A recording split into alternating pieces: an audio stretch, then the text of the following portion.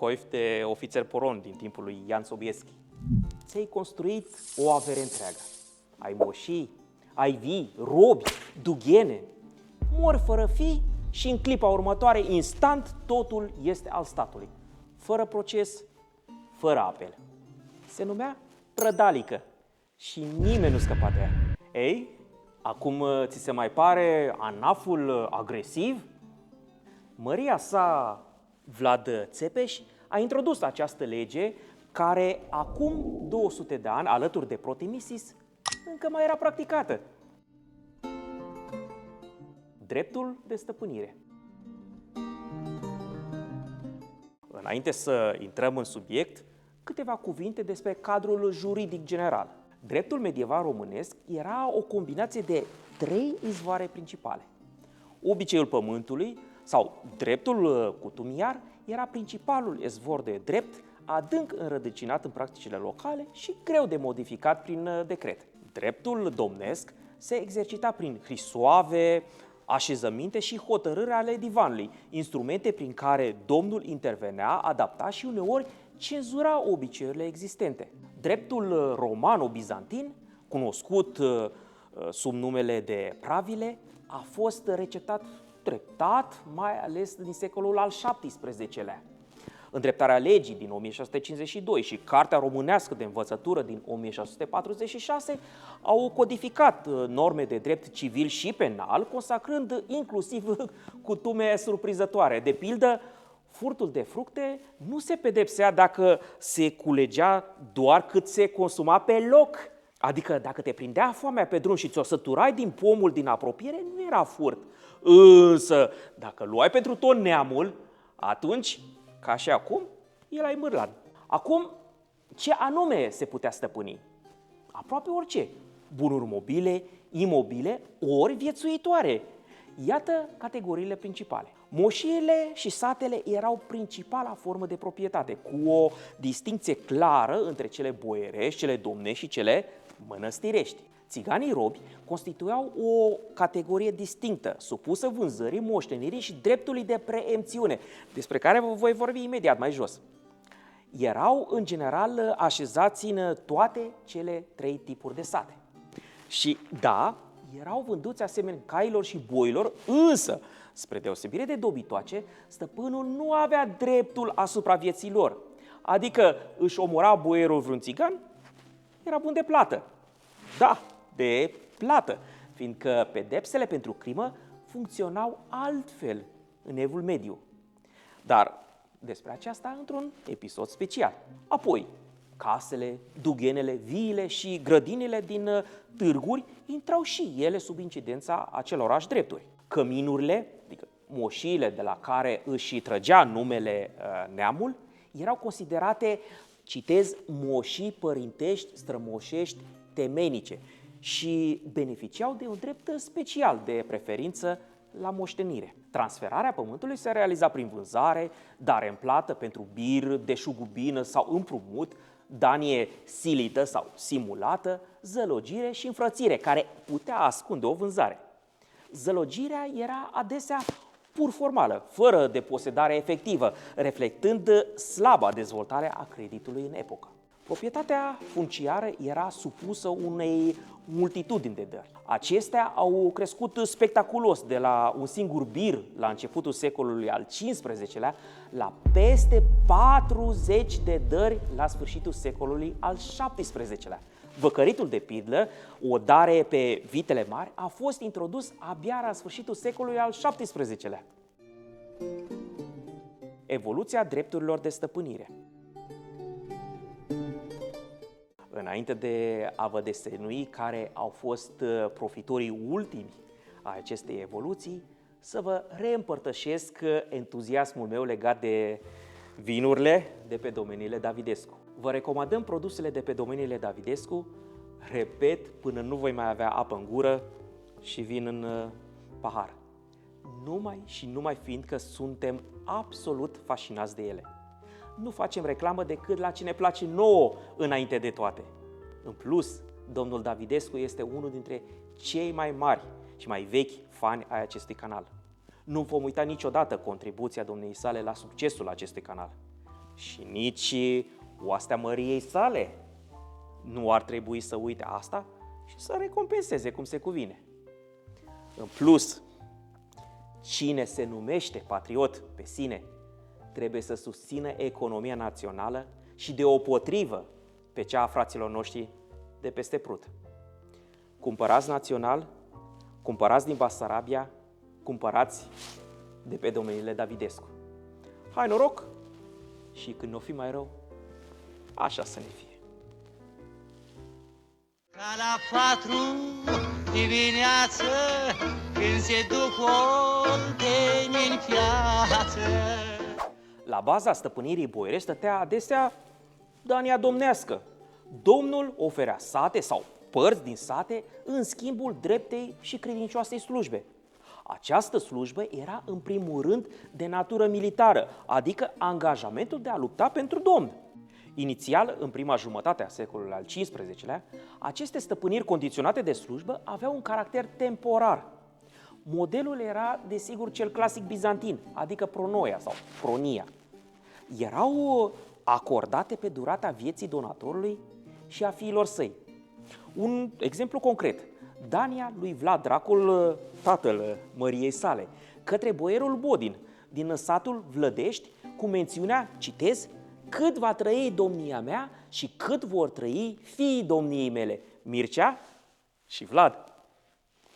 Cu timpul, acest beneficiu temporar s-a transformat în o cină, o stăpânire ereditară, transmisibilă fiilor, nepoților și strănepoților beneficiarului. Procesul este ilustrat de un document al lui Vlad Călugărul din 1489, care întărește moșia Plăcicoiu.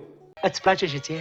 Inițial, aceasta fusese un beneficiu condiționat de slujbă, dar înainte de sfârșitul secolului al XV-lea, deja devenise, citez, a lor veche și dreaptă moșie din moși strămoși.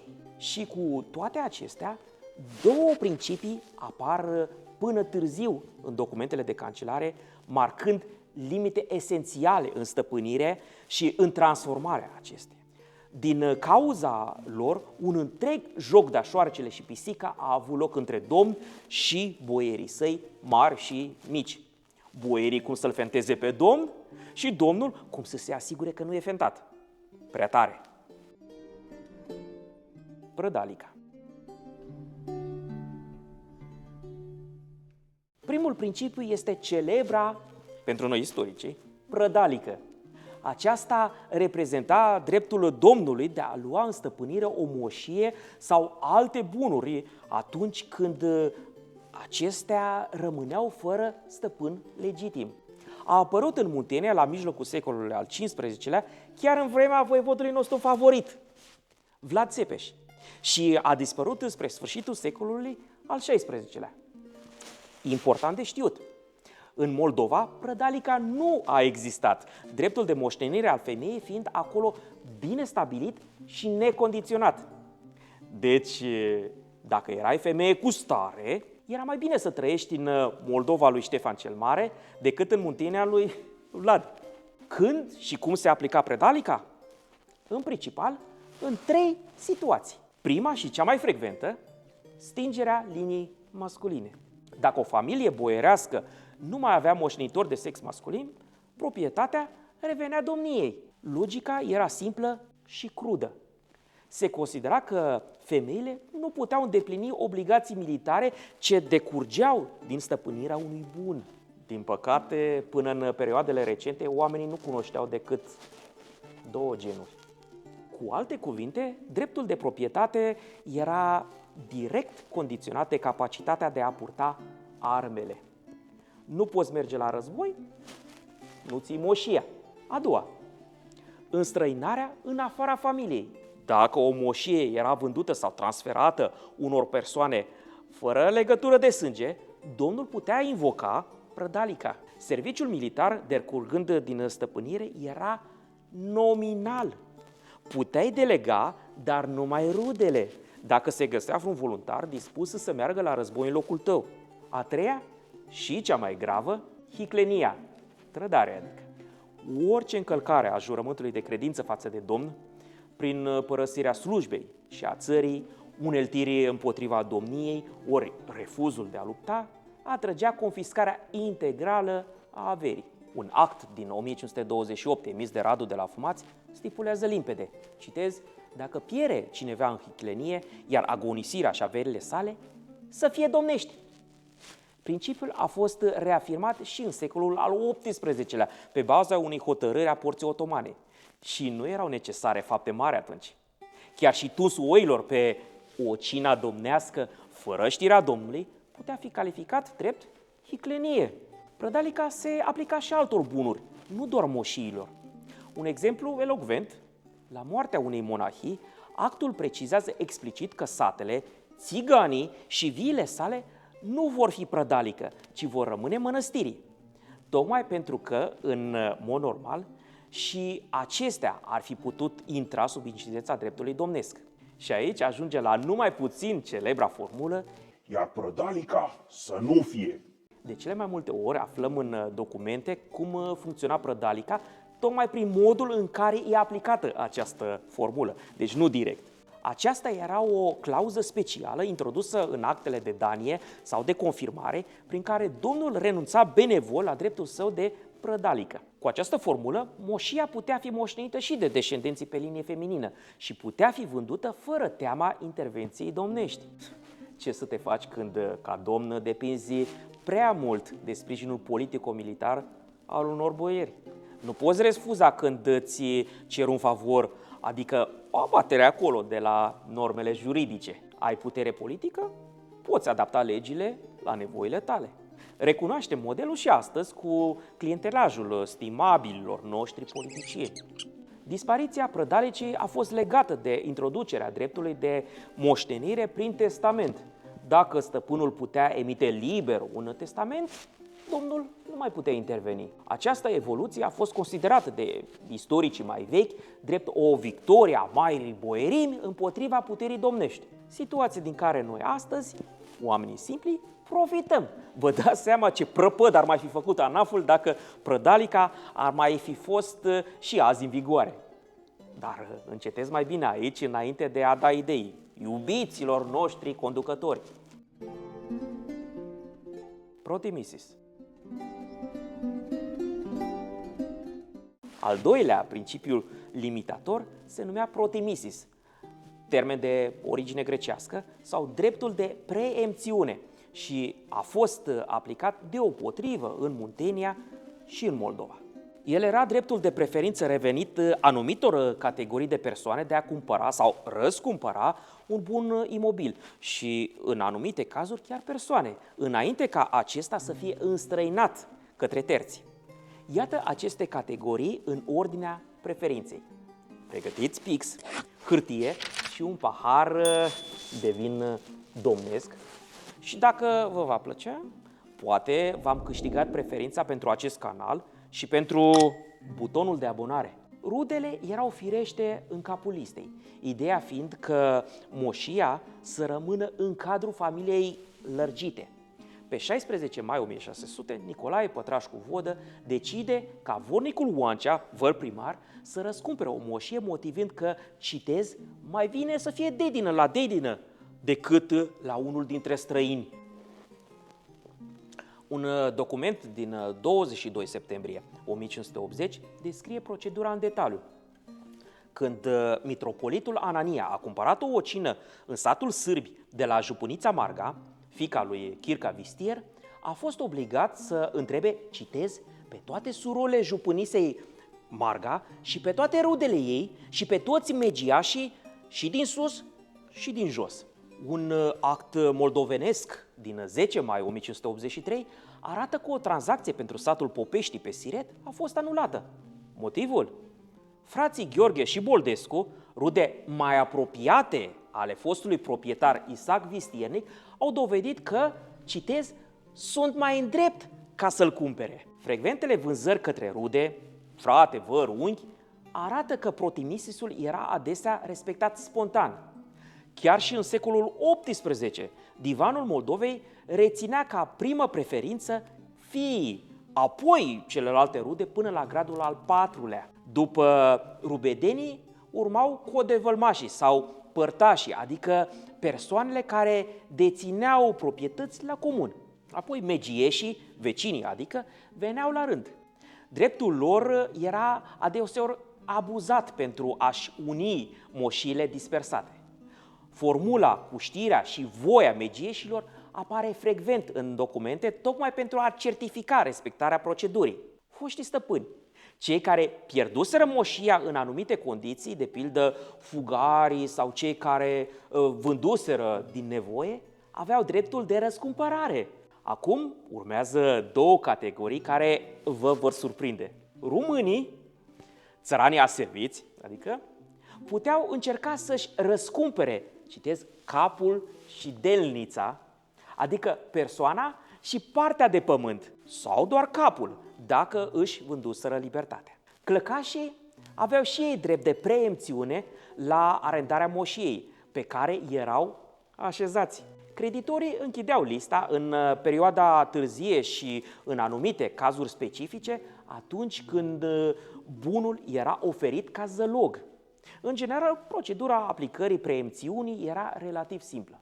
Vânzătorul era obligat să întrebe oral sau scris pe titularii dreptului de protimisis înainte de a vinde bunul unui străin.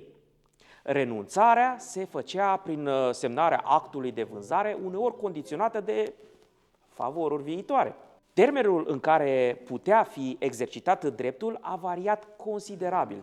Inițial, practic, fără limită, în secolul al XVIII-lea s-a ajuns și până la 6 luni sau chiar mai mult. Protimisisul se aplica nu doar moșiilor, ci și țiganilor robi, caselor și dughenelor din târguri sau drepturilor de construire pe un teren străin.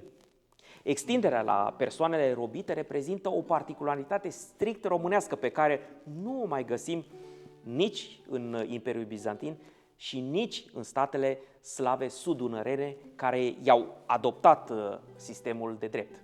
Închei cu un exemplu în această privință. Pe 10 ianuarie 1648, duminică, da, așa îl chema pe om, Iuzbaș, adică ofițer de rang inferior fiind, avea dreptul să cumpere țiganii care aparținuseră rudelor sale, înaintea concurenței, deci. Sper că acest episod v-a convins să luați în stăpânire butonul de abonare și vă promit, prădalică să nu fie! Sunt dr. Adrian Gheorghe, membru al proiectului internațional de cercetare Corpus Draculianum, care se ocupă cu strângerea, editarea, traducerea și, bineînțeles, interpretarea tuturor izvoarelor de orice natură și orice proveniență de la și despre Vlad Țepeș Drăculea. În speranța că am făcut alișveriș bun, mă despart urându-vă, așa cum Maria sa o obișnuia să încheie scrisorile sale slavone, din toată inima și Dumnezeu să vă veselească. Amin.